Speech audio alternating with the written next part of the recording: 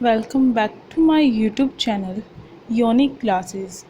आज हम करेंगे क्लास 12 की इकोनॉमिक्स का जो चैप्टर नंबर 3 है, इंडियन इकोनॉमिक्स का चैप्टर नंबर 3। इसका नाम है कृषि की विशेषताएं। तो ये इसका पार्ट नंबर 3 है। अगर अभी तक आपने इससे पहले वाले पार्ट्स नहीं देखे हैं तो आप पहले वो देख लीजिए, तभी आपको आगे का समझ में आएगा, वरना आधा अधूरा चैप्टर करने से कोई फ़ायदा नहीं होता है। अभी तक हमने तकनीकी सुधार देख लिए थे, भूमि सुधार देख लिया था कृषि से संबंधित। अब हमें देखना है सामान्य सुधार कि कृषि को बढ़ाने के लिए, कृषि में बढ़ोतरी करने के लिए किस तरीके से सामान्य सुधार किए गए। सामान्य सुधार मतलब जो सामान्य रूप से सुधार कौन से किए गए। एक तो भूमि से संबंधित सुधार किए गए थे, तकनीक से संबंधित सुधार किए गए थे। अब बात आती है सामान्य सुधार की, जिसमें ज़्यादा चीज़ें शामिल हो जाती हैं, जिसमें सारी चीज़ें शामिल हैं। तो सामान्य सुधार कौन से किए गए, तो देखिए, पहला है सिंचाई सुविधाओं का विस्तार। हमारे देश में जब भारत जो था, जब वह गुलाम था ब्रिटिश का, तो उस समय जो सिंचाई सुविधा थी वो बहुत ही, हम कह सकते हैं, बहुत ही ख़राब थी। उसके बाद हमने देखा कि जो कृषि में बढ़ोतरी करने के लिए, जो कृषि में जो उत्पादकता है उसको बढ़ाने के लिए हमें अपनी सिंचाई जो सुविधा है, हमें जो खेत हैं उनमें जो सिंचाई सुविधा है उसमें भी बढ़ोतरी करनी पड़ेगी, क्योंकि जो कृषि है वो किस पर निर्भर थी, वर्षा पर निर्भर थी। जब अच्छी वर्षा का मतलब होता था अच्छी फसल, और ख़राब वर्षा का मतलब होता था सूखापन, यानी कि कृषि या फिर फसल बिल्कुल भी ना हो। तो हमारी निर्भरता केवल वर्षा पर रह गई थी, बारिश पर रह गई थी। परंतु ऐसा रहना भी बिल्कुल सही नहीं है, क्योंकि ऐसा भी हो सकता है कभी अच्छी बारिश हो जाए और कभी बारिश भी ना हो। तो इसलिए हमें अपनी कृषि में बढ़ोतरी करने के लिए जो सिंचाई सुविधा है उसमें विकास करना था, उसे विस्तृत करना था। इसके लिए बहुत सारे जगहों पर जो परियोजनाएं शुरू की गई, छोटी छोटी और बड़ी बड़ी सिंचाई सुविधाओं के लिए अनेक परियोजना शुरू की गई। और इसके साथ साथ जो गाँव है, जो गाँव में जो कृषि होती है वहाँ पर ट्यूबवेल वगैरह जो है उनकी स्थापना की गई, जिससे कि जो किसान हैं वो अब आसानी से अपने खेतों की सिंचाई कर सकते थे और जो उत्पादकता है उसमें बढ़ोतरी हो सकती थी। तो इस तरीके के कदम उठाए गए। अगला देखिए, साख का प्रावधान। साख क्या होता है? साख होता है ऋण, या फिर इंग्लिश में बोले तो लोन। तो जो साख है, तो ब्याज की उचित दर तय कर दी गई किसानों के लिए, कि जो किसान है वो आसानी से ब्याज ले सकते हैं फसल की उत्पादन के लिए। क्योंकि जो किसान हैं अगर उनके पास धन नहीं होगा तो वो बीज कैसे खरीदेंगे, और भी जो सुविधाएं हैं, जो तकनीक है, उनका इस्तेमाल कैसे करेंगे। इसलिए जो सरकार है उसने क्या किया, जो ब्याज की उचित दर तय कर दी किसानों के लिए, और जो किसान है वो आसानी से जो ब्याज है, जो साख है, उसे मुहैया करा सकते हैं। इसलिए अनेक कदम भी उठाए गए सरकार के द्वारा, जैसे कि सहकारी साख समितियां स्थापित की गई। इसके साथ साथ जो ग्रामीण क्षेत्र है जहाँ पर किसान रहते हैं वहाँ पर क्या है, जो बैंक है उनकी स्थापना की गई, जिससे कि जो किसान हैं वो आसानी से जो है वो लोन पास करवा सके, आसानी से बैंक से अपना जो ऋण है वो ले सके। तो इस तरीके की चीज़ें स्थापित की गई। और इसके साथ साथ 1982 में, जो 1982 है उसमें राष्ट्रीय कृषि एवं ग्रामीण विकास बैंक की स्थापना की गई। तो आपको याद रखना है, 1982 में राष्ट्रीय कृषि एवं ग्रामीण विकास बैंक की स्थापना हुई। तो इन सारे तरीक़ों से जो साख है वो आसानी से प्राप्त होने लगा किसानों को, जिससे कि जो उत्पादकता है उसे बढ़ाया जा सकता है। नियमित बाज़ार और सहकारी विपणन समितियाँ, जो सामान्य सुधार, यानी कि जो सुधार किया गया कृषि को बढ़ाने के लिए, कृषि की उत्पादकता को बढ़ाने के लिए, तो उसमें शामिल है नियमित रूप से जो बाज़ार है उसकी व्यवस्था की गई। यानी कि जो बाज़ार है उसकी स्थापना की गई, जिसका उद्देश्य यह था कि जो किसान हैं वह अपनी फसल को, अपनी उपज को एक उचित मूल्य पर, एक उचित कीमत पर, मतलब कि एक सही जो कीमत होती है उस पर अपनी जो फसल है या फिर अपनी उपज है उसे क्या कर सकता है, बेच सकता है इस बाज़ार में जाकर। इसका मतलब है किसानों के लिए नियमित जो बाज़ार हैं उनकी स्थापना की गई, जहां पर वह अपनी फसल को उचित मूल्य पर बेच सकता है। और उसमें जो मध्यस्थ हैं उनके शोषण से भी बच सकता है, क्योंकि अगर जो बाज़ार उनके लिए नहीं खुलते तो क्या होता, जो मध्यस्थ हैं पहले वो किसानों से खरीदते और उसके बाद जो मध्यस्थ हैं वो क्या करते, वो आगे उसे बेचते। तो इसमें फ़ायदा किसे होता, मध्यस्थों को होता। परंतु अब सीधा का सीधा जो किसान है खुद बाज़ार में जा सकता है और जाकर अपनी फसल को बेच सकता है। अगला है सहकारी विपणन समितियाँ। जो सहकारी विपणन समितियाँ उनकी स्थापना की गई, यानी कि जो सहकारी समितियाँ हैं वो भी बाज़ार में उपलब्ध होंगी, जिससे कि इन समितियों के जो सदस्य हैं वो किसानों के हित के लिए कार्य करेंगे और ये देखते रहेंगे कि जो किसान हैं उनकी जो उपज है वो उचित मूल्य पर बिक रही है नहीं बिक रही है। तो इसका ध्यान जो सहकारी समितियों के सदस्य हैं वो रखेंगे।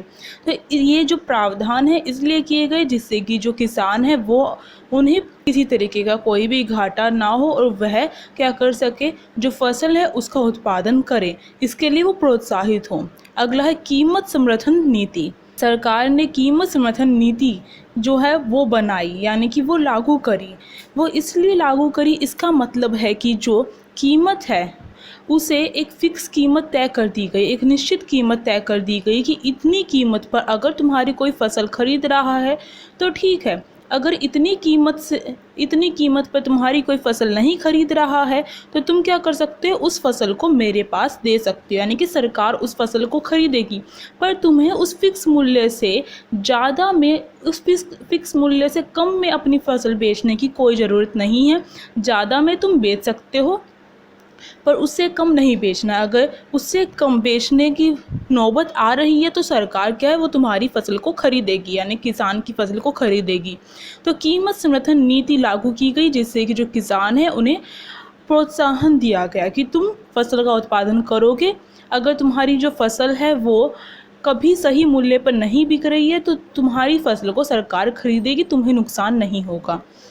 और उस फसल का सरकार क्या करती है, जब ज़रूरत पड़ेगी तो उस फसल को क्या कर सकती है, सरकार उसे इस्तेमाल कर सकती है। जैसे गरीबों को ज़रूरत पड़ेगी खाने की तो सरकार क्या कर सकती है, वो उन्हें उपलब्ध करवा सकती है।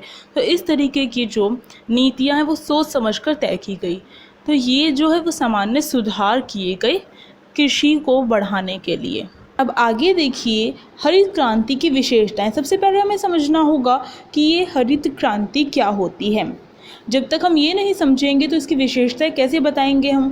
तो जो हरित क्रांति है ये भारत में वर्ष 1967 से 1968 में हरित क्रांति शुरू हुई थी। तो आपको याद रखना है 1967 से 1968 के बीच में या फिर इस ईयर में क्या हुआ, हरित क्रांति शुरू हुई। आपको देखिए हरित मतलब क्या होता है, हरा, और फसलें कैसी होती है, हमारी हरी भरी होती हैं। तो जो ये इस तरीके से आप याद कर सकते हैं, हरित क्रांति क्या थी, फसलों में जो क्रांति आई थी, जो कृषि में जो उत्पादन है वो एकदम से इतना ज़्यादा बढ़ गया था, चाहे वह तकनीक के कारण हुआ हो, चाहे अच्छे बीजों के कारण हुआ हो। ये हरित क्रांति के समय HIV बीजों का प्रयोग बहुत अधिक मात्रा में किया गया था, जिससे जो उत्पादन क्षमता है और जो उत्पादकता है वो दोनों बढ़ी थी। तो जो हरित क्रांति है वो फसलों की जो क्रांति आई थी या फिर जो कृषि का जो उत्पादन वो एकदम से इतना अधिक बढ़ा था कि उसे हरित क्रांति के नाम से जाना जाता है। यानी कि जो कृषि है उसमें एकदम से क्रांति आई थी, तो इसे हरित क्रांति कहते हैं। तो ये कब शुरू हुई थी, 1967 से 1968 में शुरू हुई थी। और इसमें जो उत्पादन है, खाद्यान्न का जो उत्पादन है, जो कृषि जो है वह 25% उसमें वृद्धि हुई थी। तो आपको याद रखना है, ये दोनों बातें याद रखनी है। एक तो 1967 से 1968 में शुरू हुई थी और दूसरा ये 25% इसमें वृद्धि हुई थी खाद्यान्न में। अब देखिए, अब हम समझेंगे इसकी विशेषताएं क्या हैं। अगर आपसे विशेषताएं पूछी जाती है तो भी आपको यही बताना है। अगर आपसे सकारात्मक परिणाम पूछे जाते हैं कि जो हरित क्रांति है उसके पॉजिटिव इफ़ेक्ट क्या पड़े हैं, सकारात्मक मतलब पॉजिटिव होता है, सकारात्मक प्रभाव क्या पड़े हैं या फिर परिणाम क्या है या फिर इसकी विशेषताएं क्या है, तो इन सब का आंसर यही है। तो देखिए, पहला, फसल उत्पादकता में वृद्धि। जो फसल उत्पादकता, जैसे कि मैंने आपको बताया, जो हरित क्रांति है उसमें एकदम से जो फसल उत्पादकता है, जो कृषि है, उसमें एकदम से इतनी अधिक वृद्धि हुई थी कि इसका नाम हरित क्रांति रख दिया गया उस समय को। तो जो पंचवर्षीय योजनाओं के दौरान क्या था, पहली पंचवर्षीय योजना के दौरान क्या था, जो कृषि है उसको महत्व दिया गया था, यानी कि जो कृषि है उसे बढ़ाने के लिए जो कृषि है उस क्षेत्र में ध्यान दिया गया था। तो जो पंचवर्षीय योजनाएं थी या फिर इसके बाद का जो काल था, तो उसमें क्या हुआ, जो कृषि है उसकी उत्पादकता में वृद्धि हुई, परंतु जो हरित क्रांति जब से शुरू हुई उससे और भी ज़्यादा वृद्धि हुई। और इसमें कुछ प्रमुख फसलें थी जिनकी फसल में अत्यधिक वृद्धि हुई, जैसे कि गेहूँ, चावला, मक्का, इन सब में अधिक वृद्धि हुई। तो जो फसल की जो उत्पादकता थी उसमें वृद्धि हुई। उत्पादकता का मतलब होता है जो फसल है उसका जो उत्पादन हो रहा है उसमें इतनी अत्यधिक वृद्धि हुई, वो किसके कारण हुई है, हरित क्रांति के कारण हुई। चाहे वो तकनीक अच्छी हो, इसके कारण फसल अच्छी हुई है, चाहे सिंचाई सुविधा के कारण हुई है या फिर बीजों के इस्तेमाल के कारण हुई है। तो इस समय तक जब हरित क्रांति शुरू हुई तो उस समय तक हमने तकनीकी रूप से और वैज्ञानिक रूप से भी सीख लिया था कृषि करना, तो इसलिए एकदम से इतनी अत्यधिक वृद्धि हुई जिससे कि जो फसल की उत्पादकता है उसमें वृद्धि हुई। अगला देखिए, निर्वाह खेती से व्यापारिक खेती की तरफ स्थानांतरण। स्थानांतरण मतलब होता है जाना। तो जो निर्वाह खेती क्या होती है, पहली बात तो निर्वाह खेती होती है जो अपने निर्वाह के लिए खेती करी जाती है, यानी कि जो किसान खेती कर रहा है वह केवल अपने घर का पालन पोषण करने के लिए कर रहा है, उसे बेचता नहीं है। और व्यापारिक खेती आप व्यापार से ही देख रहे हैं, जो व्यापारिक खेती होती है उसमें क्या होता है, जो किसान है वो अपने घर के लिए भी रखता है फसल को, जो फसल का जो उत्पादन हुआ है उसे कुछ % अपने घर के लिए रखता है और जो बाकी बचा हुआ होता है उसे व्यापार में लगा देता है या फिर उसे बेचता है, तो उसको व्यापारिक खेती कहा जाता है। जैसे कि नील की खेती थी, जब ब्रिटिश ने अपना राज जमा रखा था भारत में तो नील की खेती क्या थी, व्यापारिक खेती के अंतर्गत आती थी। परंतु अब धीरे धीरे अगर फसल का जो उत्पादन है वो इतना अधिक हो गया है तो इससे क्या हुआ, अब केवल निर्वाह खेती तक ही किसान सीमित नहीं रहा, अब वो व्यापारिक खेती की तरफ भी स्थानांतरित हो गया। यानी कि पहले जो तकनीक जो थी उसके कारण या फिर सिंचाई सुविधा न उपलब्ध होने के कारण या फिर अनेक जो समस्याएं थी उनके कारण जो किसान है वो जो खेती है उसका जो उत्पादन क्षमता वो नहीं हो पाती थी, उत्पादन इतना नहीं हो पाता था कि वह अपना गुजारा भी कर ले और साथ ही साथ व्यापार में भी जो है भाग ले। परंतु अब फसल इतनी अत्यधिक हो गई है जिसके कारण अब वह जो अपना निर्वाह करने के साथ साथ जो फसल है उसे बेचता भी है, व्यापारिक खेती भी करता है और व्यापारिक खेती के लिए भी उगाता है। तो ये सब किसके कारण हुआ, ये हरित क्रांति के कारण हुआ। अगला देखिए, खाद्यान्नों के उत्पादन में आत्मनिर्भरता। खाद्यान्न जो हम सभी जानते हैं, खाद्यान्न क्या होता है, खाने योग्य जो चीज़ें होती हैं। तो कृषि में क्या उत्पादन होता है, खाद्यान्नों का उत्पादन होता है। तो उसमें आत्मनिर्भरता हासिल कर ली भारत ने। हरित क्रांति के समय ही क्या हुआ, जो भारत है उसने कृषि में आत्मनिर्भरता हासिल करी और ये होना अति आवश्यक था। अगर आत्मनिर्भरता मतलब होता है इंडिपेंडेंस, कि हम किसी और के ऊपर डिपेंड नहीं है, निर्भर नहीं हम किसी के ऊपर, हम आत्मनिर्भर हैं। तो ये चीज़ हासिल कर ली थी केवल खाद्यान्न के मामले में, ये भी आपको याद रखना है। और ये क्यों ज़रूरी होता है, क्योंकि बहुत बार क्या होता है, हम खाद्यान्न के लिए अगर किसी दूसरे देश पर निर्भर होते हैं तो वो खाद्यान्न पर कुछ शर्तें रख देते हैं कि अगर आपको हमसे ये चीज़ें चाहिए, खाद्यान्न चाहिए या फिर खाद्यान्न वाली जो वस्तुएं हैं वो चाहिए, वो पदार्थ चाहिए, तो क्या करना पड़ेगा, आपको इन शर्तों को पूरा करना पड़ेगा। इसलिए सबसे पहले जो कृषि है, क्योंकि खाने के बिना तो हम नहीं रह सकते हैं, हम सभी जानते हैं, वो तो हमारी बेसिक नीड है, वो हमारी आवश्यकता होती है, के लिए सबसे पहले खाद्यान्न के मामले में आत्मनिर्भरता बहुत ज़रूरी होती है, जो कि भारत ने हरित क्रांति के द्वारा प्राप्त की। अगला देखिए, औद्योगिकरण की प्रक्रिया तेज। अगर आप सोचेंगे अब तो हम कृषि के बारे में पढ़ रहे हैं तो उद्योग इसमें कहाँ से आ गए हैं, उनका विकास कैसे हो रहा है, आप ये सोचेंगे।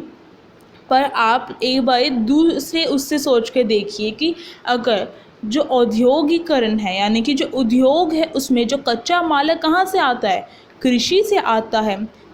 तो अगर कृषि में बढ़ोतरी होगी तो इसका मतलब क्या है, जो औद्योगिकरण है उसमें भी क्या हुई है, बढ़ोतरी हुई है। अगर कृषि में कच्चा माल नहीं उत्पन्न होगा, कृषि में जो कच्चे माल का उत्पादन है वो कम होगा, तो उद्योगों के पास नहीं जाएगा, नहीं जाएगा तो उत्पादन नहीं होगा, नहीं होगा तो जो प्रक्रिया है वो धीमी होगी, तेज नहीं होगी। तो इसके लिए हुआ। ठीक है, आगे देखिए, खाद्यान्न आयात, आयात मतलब लेके आना, आ से समझ लीजिए, आ से आना। तो जो खाद्यान्न आयात न करने से विदेशी मुद्रा भंडार में बढ़ोतरी।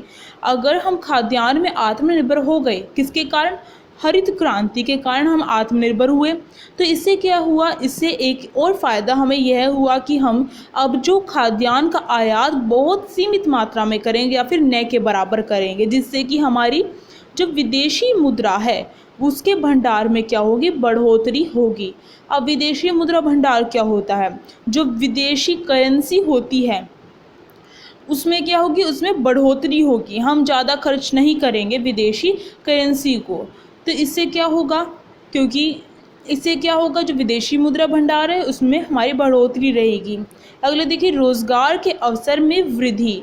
अब रोज़गार के अवसर किस तरीके से बढ़े हैं, अगर हम कृषि की बात करें, क्योंकि यहाँ पर हरित क्रांति में केवल कृषि की बात हो रही है, तो रोज़गार के अवसर इस प्रकार से बढ़े हैं कि अगर किसान जो हैं वो फसल का उत्पादन करते हैं, उसके बाद उन्हें बेचते हैं, उसके बाद आगे की प्रक्रिया चलती रहती है जब तक वो हमारे पास आती है, तो इससे क्या तृतीय क्षेत्र जो है उसमें वृद्धि हुई है। दूसरा, अगर देखें हम, जो कच्चा माल है जब उद्योगों में जाता है तो इससे क्या हुआ, उद्योग धंधे खुले, नए नए उद्योगों का निर्माण हुआ, उसमें जो कर्मचारी हैं वो भी चाहिए, तो इसके लिए क्या किया गया, जो रोज़गार है उसमें भी क्या होगी, बढ़ोतरी होगी, वृद्धि होगी।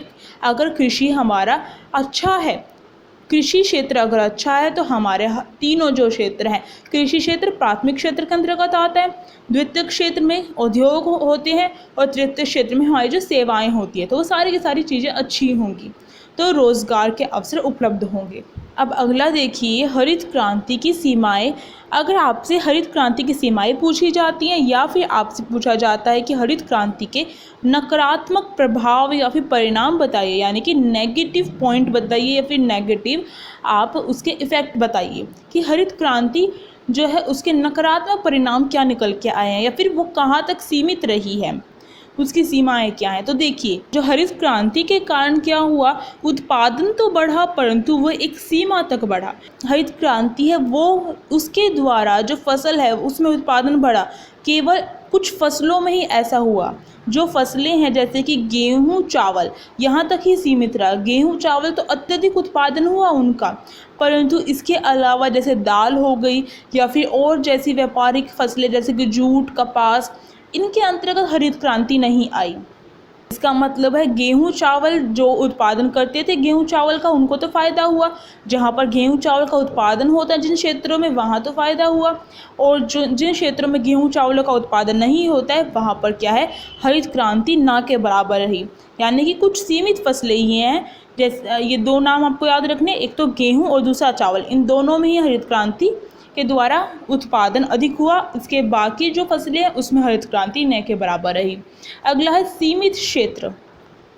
बस आपको याद करना है फसलें, क्षेत्र और प्रयोग, तो सबके आगे सीमित सीमित है। अब जो सीमित क्षेत्र है, हरित क्रांति जिस प्रकार से हरित क्रांति में जो फसलें हैं वो सीमित रही हैं, उसी प्रकार से हरित क्रांति में हमारे देश में जो क्षेत्र हैं वो भी क्या सीमित रहे हैं। कुछ क्षेत्रों तक ही हरित क्रांति जा पाई या फिर हरित क्रांति हो पाई, बाकी क्षेत्र हरित क्रांति से बिल्कुल बेखबर थे। जैसे कि किन क्षेत्रों में हरित क्रांति हुई, पंजाब हो गया, पंजाब, हरियाणा और महाराष्ट्र और तमिलनाडु, इनमें क्या है जो हरित क्रांति है वो अधिक प्रभाव पड़ा इन क्षेत्रों में हरित क्रांति का। पी से पंजाब, एच से हरियाणा, एम से महाराष्ट्र और टी से तमिलनाडु। तो इन सब में क्या हुआ, हरित क्रांति का लाभ प्राप्त हुआ, परंतु इनके अलावा जो अन्य क्षेत्र थे जैसे कि उत्तर प्रदेश यानी कि यूपी, बिहार, मध्य प्रदेश और उड़ीसा, इन जैसे क्षेत्रों में हरित क्रांति का कोई भी प्रभाव नहीं पड़ा, या फिर कहा जा सकता है अधिक प्रभाव नहीं पड़ा। तो जो हरित क्रांति है कुछ सीमित क्षेत्र तक ही रही, पूरे के पूरे देश में नहीं फैल सकी, तो ये इसकी बुराई कही जा सकती है। अगला देखिए, सीमित प्रयोग। इसका सीमित प्रयोग रहा है। जैसे कि अगर बात की जाए जो हरित क्रांति है, अच्छी तकनीकों के कारण, अच्छे HIV बीजों के कारण क्या हुआ, हरित क्रांति आई, जिससे कि जो उत्पादन है वो बढ़ा। परंतु इसका एक प्रयोग जो कहा जाए वो एक सीमित रहा है, क्योंकि जो हरित क्रांति थी ये महंगी थी। इससे क्या हुआ, इससे क्योंकि जो अमीर जो किसान है वो तो खरीद सकते हैं इन सारी चीज़ों को, गरीब नहीं खरीद सकते, गरीब किसान, छोटे छोटे किसान नहीं खरीद सकते। जैसे कि अगर अभी भी वर्तमान में देखा जाए, जो किसान है वो बहुत सारे किसान ऐसे हैं जो वर्षा पर निर्भर है। आपने न्यूज़ में सुना होगा कि इस साल अच्छी वर्षा न होने के कारण ये फसलें नहीं उग पाई, उत्पादन बहुत सीमित मात्रा में हुआ। तो इससे हमें यह दिखता है कि जो हरित क्रांति है उसका प्रयोग, यानी कि वो हरित क्रांति कुछ ही लोगों के द्वारा उसका फ़ायदा उठाया गया, बाकियों के द्वारा नहीं उठाया गया। अगला देखिए, आर्थिक विषमता। विषमता का मतलब क्या होता है? विषमता का मतलब होता है असमानता। हरित क्रांति के कारण क्या हुआ, जैसे कि मैंने आपको ऊपर बताया कि सीमित प्रयोग रहा है इसका, कुछ ही वर्ग है जिसके द्वारा इसका प्रयोग किया गया है। इससे क्या हुआ, जो अमीर और गरीब की जो खाई थी वो और भी ज़्यादा चौड़ी हो गई, जिससे कि जो असमानता है वो फैली पूरे देश के अंदर, क्योंकि ये कुछ सीमित क्षेत्रों के अंतर्गत ही हुई। तो जो सीमित क्षेत्र थे, जैसे कि पंजाब, हरियाणा, महाराष्ट्र और तमिलनाडु, वो तो विकसित हो गए। बाकी जो राज्य थे वो क्या है, वो अभी भी कृषि के मामले में पिछड़े ही रहे। और देखा जाए इसके अंतर्गत कि और किस तरीके से असमानता फैली, तो हम ये कह सकते हैं कि जो बड़े बड़े किसान थे उन्होंने हरित क्रांति का फ़ायदा उठाया, उन्होंने हरित क्रांति का प्रयोग किया, परंतु छोटे छोटे किसान हैं वो हरित क्रांति से बेखबर रहे, क्योंकि उनके पास धन नहीं था। इससे क्या हुआ, अमीर और गरीब के बीच की जो खाई थी वो और भी ज़्यादा बढ़ गई। तो इसी के साथ जो हरित क्रांति की सीमाएं हैं और नकारात्मक परिणाम है वो यहाँ पर ख़त्म होते हैं। इसी के साथ जो ये चैप्टर है ये भी यहाँ पर ख़त्म होता है। अगर अच्छे समझ में आया हो और कोई भी क्वायरी हो तो आप कमेंट बॉक्स में बेझिझक बिल्कुल फ्री होकर लिख सकते हैं, कमेंट कर सकते हैं, आपकी मदद ज़रूर की जाएगी। अगर अभी तक आपको ये वीडियो अच्छी लगी हो, अभी तक मेरे जो समझाया वो समझ में आ रहा हो, तो आप लाइक कर सकते हैं, शेयर कर सकते हैं, और अभी तक चैनल को सब्सक्राइब नहीं किया है तो कर दीजिए, और साइड में जो बेल आइकन है उसे प्रेस करना मत भूलिएगा, जिससे कि न्यू वीडियोस की नोटिफिकेशन आपके फ़ोन में आ सके। Thank you.